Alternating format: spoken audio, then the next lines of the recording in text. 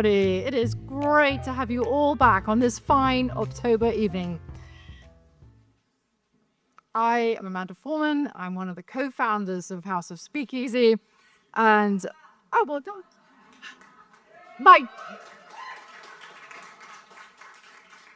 My job here is done. Thank you. Thank you very much.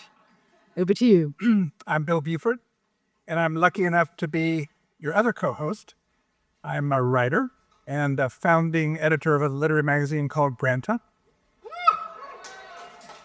and a former fiction editor of The New Yorker. Oh, yeah.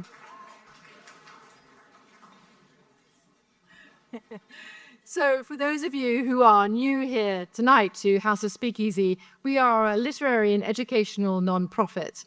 Our mission is to enable young people, old people, all people, to be able to engage empathetically and sympathetically with the world around them through the power of the written word.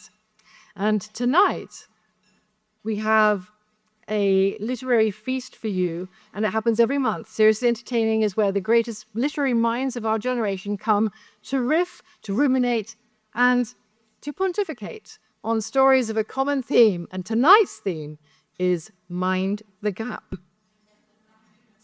And the gap in question, also known as the pond, as in across the pond, refers to the relationship between the United States and Britain, because tonight's show is unusual in that it's a collaboration with the Association of Marshall Scholars.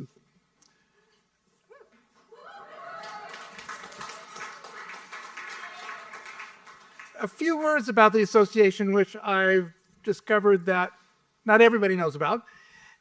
The Marshall in the Marshall Association refers to a piece of history, the $13 billion Marshall Plan at the end of the 40s to rebuild Europe after World War II. The Marshall Plan was the work of the American government. And it must be said, it wasn't a gift without strings. Europe at that time was decimated, and the US was going through the beginning of its Red Scare period. The scholarship of the Marshall Scholarship was something that was created by an act of Parliament as an expression of gratitude for what the US did in Britain after the war. And it's a big, all expenses paid thank you. And it is wonderful. And as far as I know, there is no other ideological point that it's making. There's no subplot. It's just thank you for what you've done, and we want to reward it with giving your best students and intellectuals the choice of where they could study: Oxford, Cambridge, London School of Economics, Edinburgh, anywhere they want to go.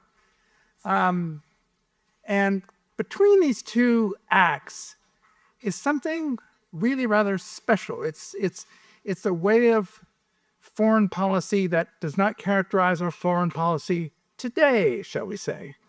And I just think the Marshall Scholarship is just unique in the world of educational generosity.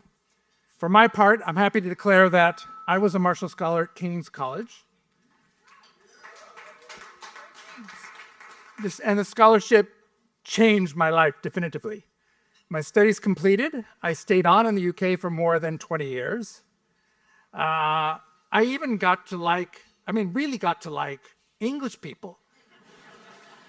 And there are a lot of kinds of English people, and a lot of them are really unlikable. But I got to like them because they were so, unique, uniquely themselves. And in fact, I was just about to apply for British citizenship when, just in time, I returned to the United States at the persuasive urging of the New Yorker's then editor, Tina Brown. And I'm thankful for that. We did our little part of between us closing the gap in our minding the gap. Well, indeed. I just want to add that in England, thank you for tolerating the English, Bill is famous for writing probably the most powerful, frightening and moving book ever written on football hooliganism. But I mean, it is literally a page turner. It's called Among the Thugs. And I know exactly, it defined a generation. So you're welcome back anytime, you know. And so indeed, Mind the Gap. Mind the Gap. This is a transatlantic exploration, and we've invited our seriously entertaining writers to explore that. As Winston Churchill himself once said, the US and the UK, two countries divided by a common language. That's the truth.